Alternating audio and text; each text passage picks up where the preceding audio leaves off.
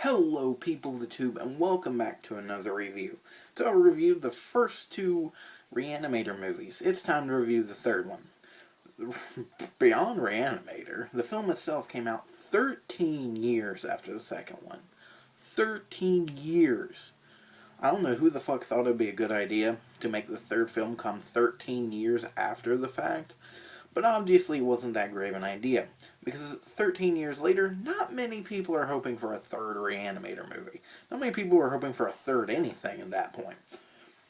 So the third Re-animator starts off pretty shitty, and this is, when I first started watching it, this is why I had such doubt. Of course, it starts with these two kids are camping and telling stories about some bullshit, and then I guess what's the kid's sister is in the house, so weird shit happens, and a zombie that I guess Dr. West let out of his lab for some reason kills her, and then drinks milk. Of course, they arrest Dr. West for the massacre at the school from the first film, because I guess they're pretending like the second one didn't happen. So they take him away, and he spends 13 years in prison. So basically, they kind of tell you what he's been doing for the 13 years this sequel's taken place. He was in prison, I guess. And of course, during that, he's doing more studies, and he's trying to figure out, this shit, bringing life after death and all this shit. And of course, the kid who watched his sister get killed in the beginning is now a doctor, and he goes to the jail, and him and Dr. West start doing experiments on prisoners and other people, and, yeah, that's basically the plot of the movie, without ruining anything. Jeffrey Combs, even though he's older, does a pretty damn good job as Dr. West once again. Him and the friend and the new guy in this one do not share the same connection as the two dudes from the first film and the second one. The connection just isn't there. And of course this movie, like part 2, has a forced romance, which is kind of annoying. And this movie really, I think, had a higher budget than the first, higher budget than the second film.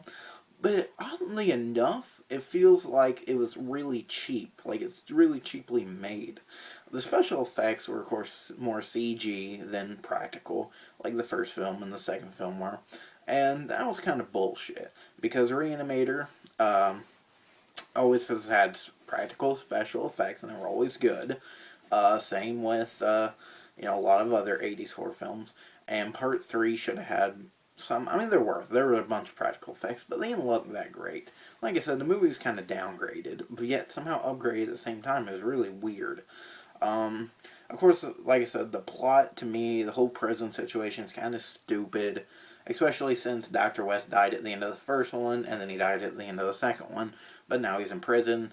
It's kind of stupid. Of course, chemistry is not there. The romance ain't there. Nothing is really there like it should be. The females in this movie, unlike the females in the first two movies, the female in the first two movies, from the beginning, weren't made to be sexy pieces.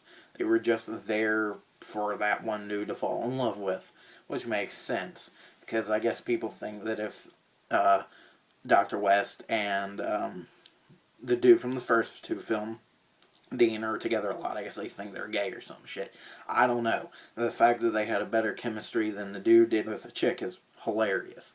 So, of course, they try to force romance on the other guy in this film, and the exact same shit happens. He gets involved with the chick does some stupid shit and ends up dying. Same as the first two films. Well, not the second one gets away from that, but it tries to copy the first one. And of course that's useless. And oddly enough, the chicks in this film both look like porn stars. They oddly resemble porn stars a lot. The nurse, yeah, I guarantee that bitch was a porn star. But weird, the main chick from this one is actually Elena, the girl from the Fast and the Furious movies, or at least 5, 6, and 7, which is kind of cool, because I guess this was one of her first movies. So, good job on going up in the world. But aside from that, Re-animator 3 tries to be funny. It does not succeed. It tries to be original. It does not succeed. It tries to be good, and it doesn't succeed in that.